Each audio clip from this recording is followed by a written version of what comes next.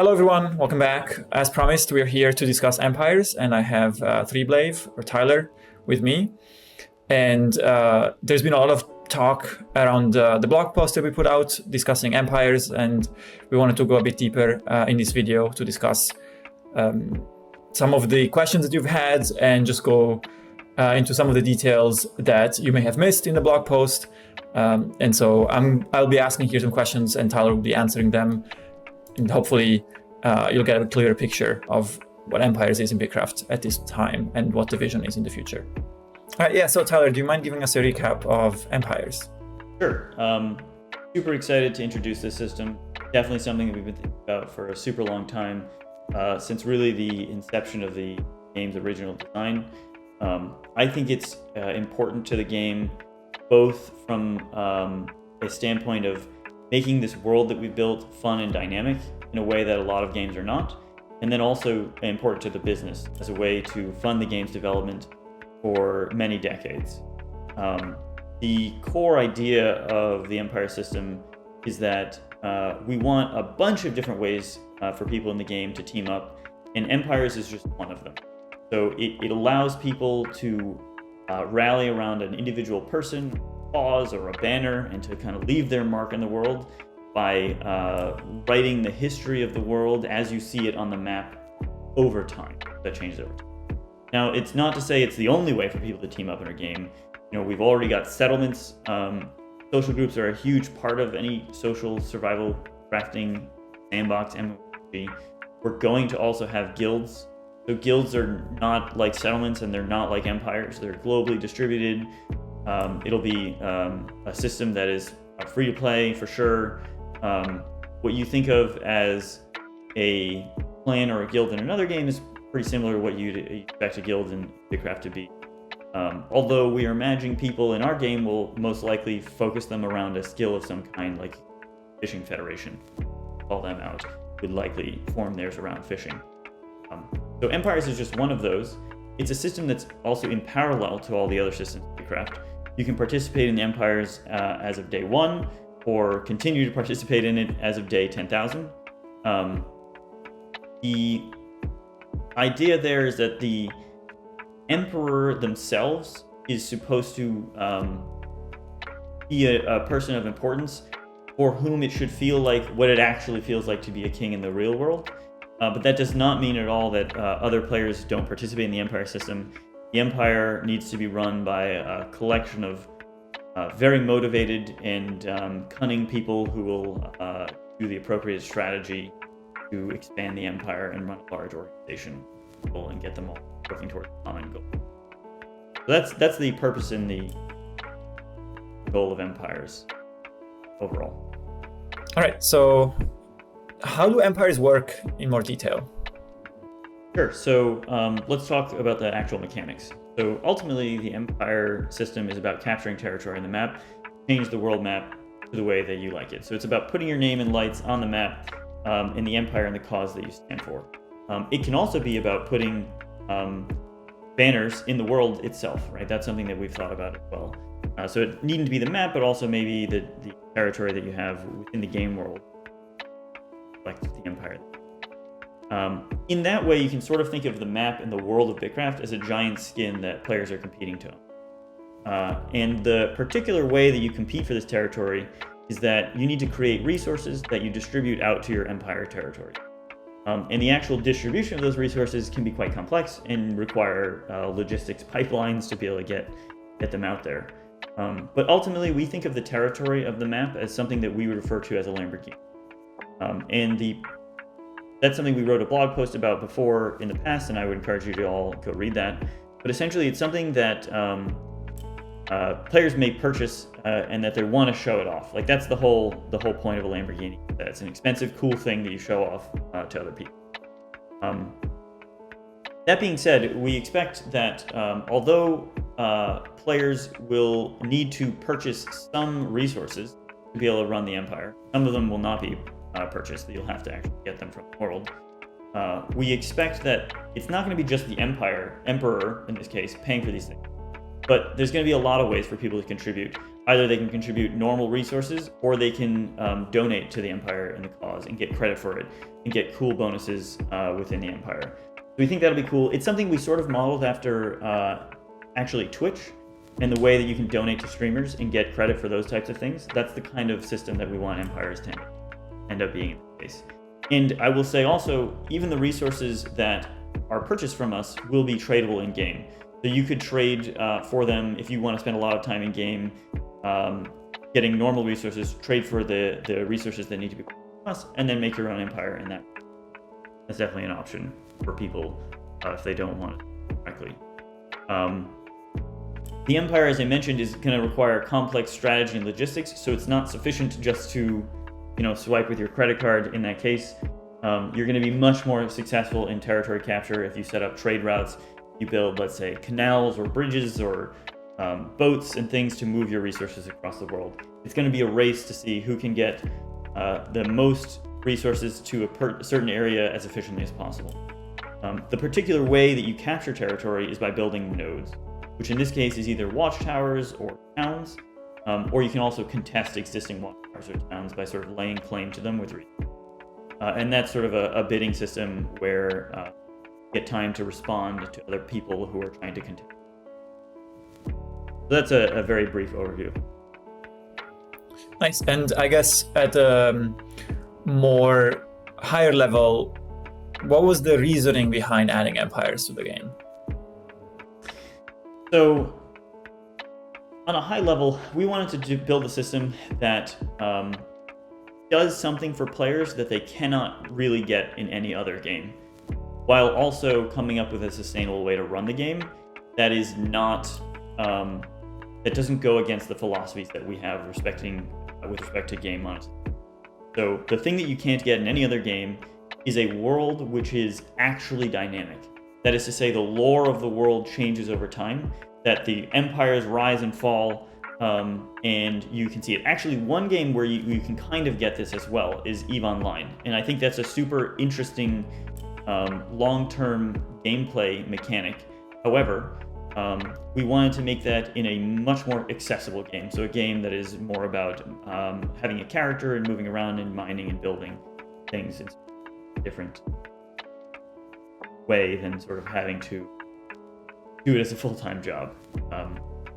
And I think as we add this system, which makes the game's lore evolve over time, the fact that it can also fund the game for everyone, I think is a very compelling thing. And I think it's basically worth a shot to do this.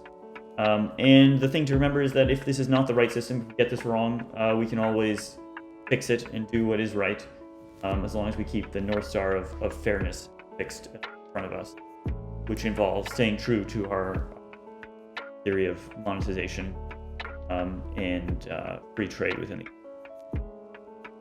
and yeah, just to mention this as well, for those who haven't read the blog posts that Tyler mentioned, we'll be linking them in the description below, so check them out for sure if you want to learn more about our philosophies around monetization. So now we're going to transition into answering some of the questions from the community in response to reading the blog post. I think some people had very legitimate questions and concerns around this topic. Also, there's a lot of excitement, which we're happy to see. And so I will be now asking Tyler some of these questions, starting from the first one, which is question or concern that we got in response to the Empire blog post, was that a lot of players imagined themselves creating or participating in empires, and now they feel like they might not be able to do this. Yeah, so that's a great point to bring up, and I can totally understand sort of why that happened. I think a lot of people created social groups. I mean, even from day one, right when the initial trailer launched, they started to group up inside Discords and build all sorts of hierarchy, and that's super awesome. Definitely want to encourage that. And so the first thing I'll say, I suppose, is this, that although empires are one type of group social organization within BitCraft, it's not by any means the only one. You've already got settlements. I think guilds are probably the ones that people imagined to have been creating when they did that, which are these sort of globally decentralized things, whereas empires are really focused around territory themselves. Now, it's possible that people really imagined that they would be able to be an emperor of the entire world and that kind of thing, and that they would take over the entirety of the map. But you have to remember that the map is a shared resource that only a few people by definition can have, right? Because if you have millions of players or hundreds of thousands of players, how many empires can realistically be on the map and still have it be coherent, right? And feel like it's an actual empire. So it's a fantasy that necessarily, at least with respect to territory on the map, can only be achieved by a few. So that's the other thing about empires, is that if the dream was always that everybody could be an emperor, that's an irreconcilable dream we can't actually do. So number one, I would say that a lot of groups can organize in a different way. Number two, we had to design a system that only a certain people could do it, could actually achieve the empire system in terms of the territory that they've captured on the map. And then the third, and I think the most important one, is that you do not by any means have to be an emperor or contribute to the empire system with money in any way at all to participate in the empire system, right? So you could be an emperor and have other people donate to the cause, right? And I expect that's what will happen for streamers, for example, in the game. You could be a player in the game that just contributes resources, but participates very heavily in the logistics or gathering of resources for the empire, or donating to the empire.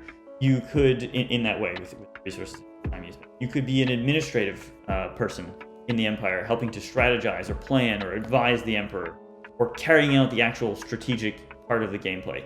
The only thing is that the banner that you rally behind needs to be supported with real money in the game, and I think that's a fair trade-off. So that's just something to keep in mind. There is that everybody will be able to participate in the empire. It's just that if you don't want to spend real money, that's not the way that you will be contributing to the empire. So the next question then is it possible for you to create an empire without spending any real money? Yeah, so that's a great question, and it's sort of an interesting answer. So obviously somebody will have to purchase the to be able to get them towards the creation of an empire. However, you do not necessarily. So you can certainly trade for those resources with other players. So if you create resources or value that other players want, things that they actually need, or you're a boat smith and you're making boats and you're selling those, then you can use that to get the empire resources to actually make it. So it is true that in our game, you do not need to spend any money to be able to create an empire. Another question that we got was on whether empires will be purely cosmetic, because there was a concern that if they are purely cosmetic and won't affect the world in any way, that they will be not a very interesting system. Yeah, so 2 points on this. Number one is we need to be very careful about the types of things that empires can impact, and extremely thoughtful about it if we want to stay within the realm of our monetization. And it's something that I take very seriously, and I want to make sure that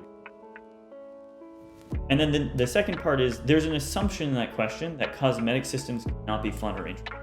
And I just think that there's many different ways in which we can make the empire system a very deep and not surface level cosmetic that itself is a fun game to play and is interesting and a thing to progress through and maybe unlock different banners and things that you can do in the world without impacting the other parts of the gameplay, without giving you faster ways to get XP for yourself, or to sort of cut in line in any way through the other sort of Medal of Honor systems of the game. And so I think on that one, you're going to have to trust us that we can do some really fun things here, and I think you will enjoy them. I think it should be pretty fun. Fun is not only raw progression, although I think we can have some cosmetic progression. Fun is also working towards a common goal that a bunch of people are getting together to. And I think that'll be in a very cool way inside. Yeah, that actually leads to the next question, which is that players have perceived the Empire system as being kind of the large-scale project to work towards, and they feel like because it is a paid system, that is kind of taken away from them And I think we do have other things planned for large-scale projects that will satisfy that fantasy. Yeah, so I mean, I think you answered the question right there. So the concern is quite understandable, right? It's that like, okay, well, if sort of Empires is the large scale, I think some people might assume like Endgame part of the game, doesn't that kind of remove that from what people were going to do? And the answer to that is absolutely. So we are definitely going to have large scale goals for people to achieve at the settlement scale, in the guild system, on the individual scale as well, that will go throughout the entire gameplay experience of the game as a large goal that you can achieve. So we are thinking mega projects. So your settlement might spend a long time building roads to connect to other settlements, or walls or canals or these kinds of things that people get really excited. So I would not at all think of the Empire system as the end game for the mega project, large scale things. It really is about capturing territory and spreading the good word of your empire around the world. Excellent. So another thing the players were talking about was that they want a way to show that claims may be part of a guild or a group on a smaller scale than that of an empire. So sort of like an in-between situation, which isn't really about territory, but rather like a like-mindedness between settlements. Right, yeah. I mean, yeah. I think that is definitely a super cool thing, and it's something we will absolutely be considering for the settlement system. We're, as I mentioned before, going to be adding guilds, and I think it's very important for people to have a social identity that is not necessarily tied to territory. This leads me to my last question, which is that players have perceived empires to be the end game of BitCraft and are now concerned because we've announced that it requires real money. Yeah, so that's certainly a good question. I think the thing to understand, and I want to stress this as much as possible, Empires is by no means the end game system of BitCraft. It is a system that players can participate in from day 1 to day 10,000, as I said before.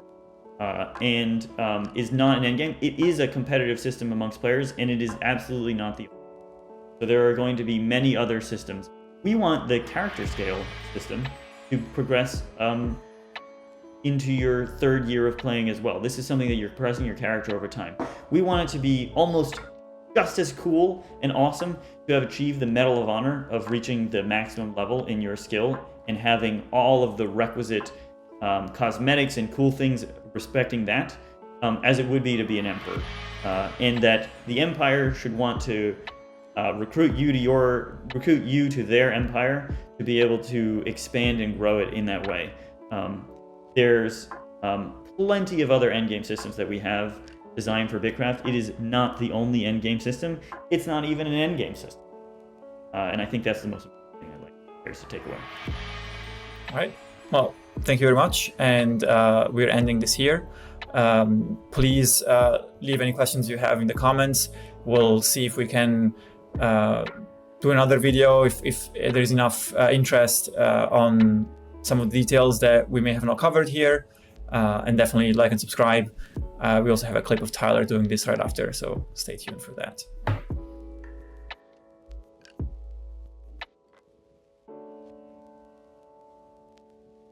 Don't forget to like and subscribe. Smash that bell icon.